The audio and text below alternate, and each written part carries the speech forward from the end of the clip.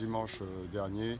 On était donc en poste, on surveillait donc l'entrée du port et on avait donc vu remarquer une embarcation qui arrivait. Et à ce moment-là, on a tout de suite donc automatiquement surveillé son entrée dans le port. La manœuvre a été dangereuse et donc le bateau s'est retourné. Donc on est intervenu directement dans la seconde. Au moment où le bateau se retourne, on part en intervention. On arrive donc dans l'entrée du port pour se mettre en sécurité.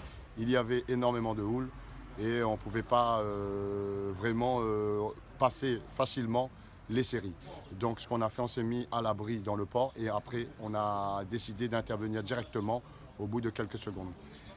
Lorsqu'on est arrivé sur l'accident, il y avait minimum 8 personnes, dont déjà 2 morts qu'on avait constatés qui ne nageaient plus et qui étaient sous l'eau.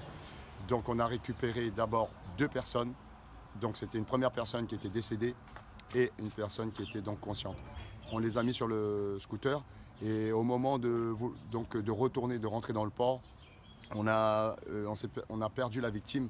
Et donc par rapport au fait qu'elle était inerte et qu'on ne pouvait plus la tenir avec la puissance du jet et des vagues, on était donc obligé de faire demi-tour et donc de repartir en sécurité derrière les vagues.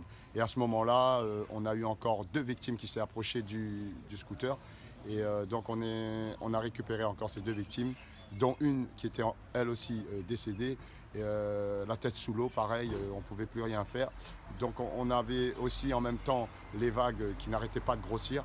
Donc ce qu'on a fait, c'est que automatiquement j'ai décidé de mettre toutes ces victimes au large, en sécurité, de décrocher la planche de sauvetage et donc après de pouvoir ramener une par une les victimes de façon à ce qu'on soit en sécurité quand on rentre dans le port avec la houle.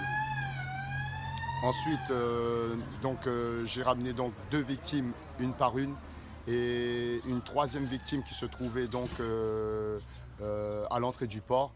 Donc j'ai ramené donc ces 3 victimes et au même moment donc toute l'équipe des MNS donc de Boucan et de l'Ermitage et ensuite la Cisane sont arrivés et nous ont donc aidés à évacuer tout le reste. On avait donc ramené à ce moment-là 8 personnes. Je voudrais donc présenter nos sincères condoléances au nom de toute l'équipe et moi-même donc à toutes les familles des victimes et surtout notre camarade de Bodzane qui est là qui est à nous.